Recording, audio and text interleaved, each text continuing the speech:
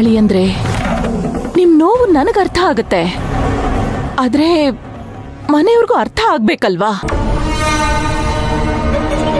ಅಲ್ಲ, ನೀವ್ ಯೋಚನೆ ಮಾಡ್ದ ಹಾಗೆ ಅವ್ರು ಒಂದಿನಾದ್ರೂ ಯೋಚನೆ ಮಾಡಿದಾರ ಹೇಳಿ?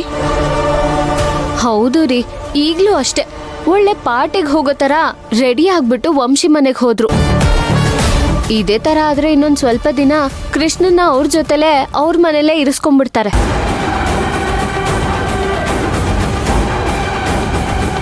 ಆ ವಂಶಿ ಊರವ್ರು ಹೇಳಿದ ಮಾತು ಇನ್ನೂ ನನ್ ಕಿವಿಲ್ ಗುಯ್ಗುಟ್ತಾ ಇದೆ.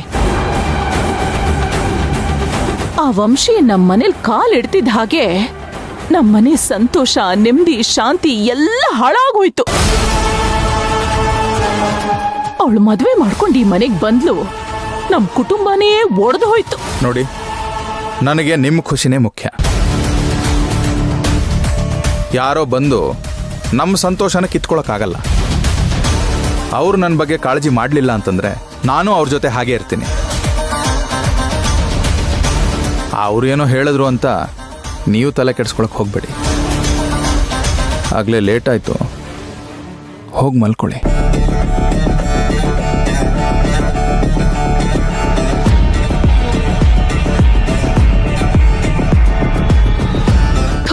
ಇವ್ರ ಮಾಕ ಮುಚ್ಚ.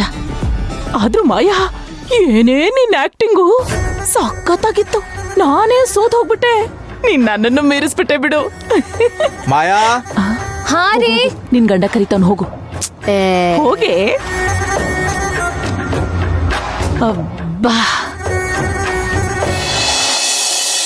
ಬಿಗ್ರೆ, ನೀವು ಮನೆ ಬಿಟ್ಟು ಹೋಗಿದ್ದೀರಾ ಅಂತ ಕೇಳಿ ನನಗೆಷ್ಟು ಭಯ ಆಗಿತ್ತು ಅಂತಂದ್ರೆ ಹೇಳೋದಕ್ಕಾಗ್ತಾ ಇಲ್ಲ. ಹೌದು ಕಣ್ರಿ, ನೀವು ಮಾತಾಡದೆ ಸುಮ್ಮನೆ ಇದ್ರಲ್ಲ, ಆಗ್ಲೇ ಅನ್ಸಿತ್ತು ನಿಮ್ಗೆ ತುಂಬಾ ಭಯ ಆಗಿದೆ ಅಂತ. ಆದ್ರೆ ವಂಶಿ ದುಃಖನ ನೋಡೋಕ್ಕಾಗ್ತಾ ಇರ್ಲಿಲ್ಲ. ಈ ತಾಯಿನ ಬಿಟ್ಟಕ್ಕರು ಎಷ್ಟು ಸಂಕಟ ಪಡುತ್ತೋ ಹಾಗೆ ಸಂಕಟ ಪಡ್ತಾ ಇದ್ಲು ಇವಳು. ಈಗೆಲ್ಲ ಸರಿ ಹೋಯ್ತಲ್ಲ, ಬಿಡಿ ಅದನ್ನ.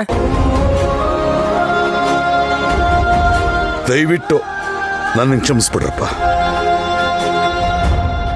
ಏನೋ ಕೋಪದಲ್ಲಿ ಆ ನಿರ್ಧಾರ ಮಾಡ್ಬಿಟ್ಟೆ. ಸರ್, ನೀವು ನಮ್ಮ ಹತ್ರ ಅಲ್ಲ, ನಿಮ್ ಮಗಳ ಹತ್ರ ಕ್ಷಮೆ ಕೇಳ್ಬೇಕು. ಏ ಪುಟೆ, ನಾನ್ ನಿನ್ನ ಹತ್ರ ಕ್ಷಮೆ ಕೇಳ್ಬೇಕಂತೆ, ಕೇಳ? ಅಪ್ಪ ನೀವ್ ಸ್ವಲ್ಪ ಸುಮ್ನೆ ಇರಿ. ನೋಡಮ್ಮ, ಬೆದರ್ಸೋದ್ ನೋಡಿ ನಿಮ್ಮೆದ್ರಿಗೇನೆ. ನಮ್ಮಪ್ಪ ಬಂದೇ ಬರ್ತಾರೆ ಅಂತ ನಾನು ಆಗ್ಲೇ ಹೇಳಿದ್ದೆ ತಾನೆ. ನಮ್ಮಪ್ಪ ನನ್ನ ನಂಬಿಕೆ ಉಳಿಸ್ಕೊಂಡ್ಬಿಟ್ರು.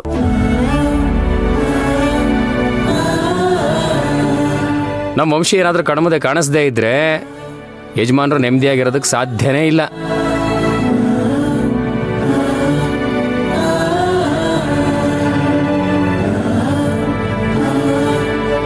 ವಂಶಿ, ನಾನ್ ಮನೆಗೆ ಹೋಗ್ತೀನಿ.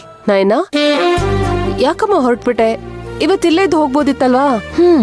ಇಲ್ಲ ಆಂಟಿ, ರಾತ್ರಿ 8 ಗಂಟೆ ಒಳಗಡೆ ಮನೇಲಿ ಇರ್ಬೇಕು ಅನ್ನೋ ಕಂಡೀಷನ್ ಮೇಲೆ ಅಪ್ಪ ಕಳ್ಸಿದ್ದಾರೆ. ಹೋಗಿಲ್ಲ ಅಂತ ಅಂದ್ರೆ ಮತ್ತೆ ಫೋನ್ ಮಾಡ್ತಾರೆ. ನಾ ಬರ್ತೀನಿ. ಸರಿ ಸರಿ ಅಮ್ಮ, ನಾನು ಇವಳನ್ನ ಕಳಿಸ್ಬಿಟ್ಟು ಬರ್ತೀನಿ.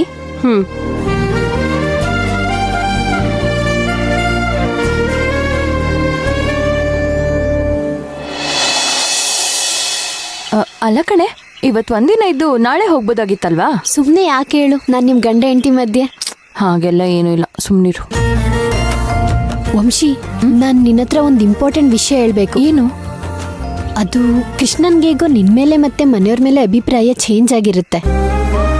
ಇಷ್ಟು ದಿನ ಏನೇನೋ ನಡೆದೋಯ್ತು. ಇನ್ಮೇಲಾದ್ರೂ ನೀವು ಸಂಸಾರ ಶುರು ಮಾಡೋದ್ರ ಬಗ್ಗೆ ಯೋಚನೆ ಮಾಡಿ.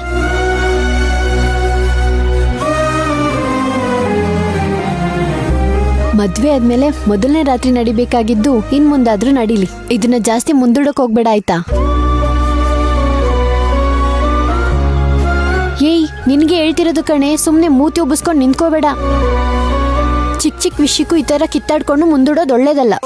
ನಾನೇನೇ ಮಾಡಿದ್ರು ಅವ್ನು ನನ್ನಿಂದ ದೂರ ಹೋಗ್ತಾನೆ ಇದ್ದಾನೆ. ಇದನ್ನೆಲ್ಲ ಇವಳಿಗೆ ಹೇಗಪ್ಪ ಅರ್ಥ ಮಾಡಿಸೋದು? ಏಯ್, ಏನೇ ಯೋಚನೆ ಮಾಡ್ತಿದ್ಯಾ? ಬರೀ ತಲೆಲ್ಲಾಡ್ಸ್ಕೊಂಡಿದ್ರೆ ಏನೂ ಆಗಲ್ಲ. ಜೀವನ ಪೂರ್ತಿ ಇದೇ ತರ ಯೋಚನೆ ಮಾಡ್ಕೊಂಡಿರೋದ್ರ ಬದಲು ಸಂಸಾರ ಶುರು ಮಾಡೋದ್ರ ಬಗ್ಗೆ ಯೋಚನೆ ಮಾಡು. ನೀನ್ ಸುಳ್ಳು ಹೇಳಿದ್ರು ಇನ್ನೊಂದು ವರ್ಷಕ್ಕೆ ನನ್ಗೆ ರಿಸಲ್ಟ್ ಗೊತ್ತಾಗುತ್ತೆ. ಆಯ್ತು ಮ್ಯಾಮ್ ನೀವ್ ತೋರ್ಸಿರೋ ದಾರಿನಲ್ಲೇ ನಡೀತೀವಿ. ಬಾ ದಾರಿಗೆ. ಸರಿ ವಂಶಿ, ನಾನು ಹೊರಡ್ತೀನಿ. ಬಾಯ್. ಸರಿ ಬಾಯ್, ಹುಷಾರು.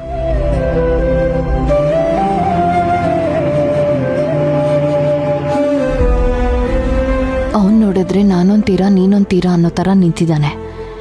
ಇನ್ನು ಈ ಸಂಸಾರನೆಲ್ಲ ಹೇಗ್ ಶುರು ಮಾಡೋದು?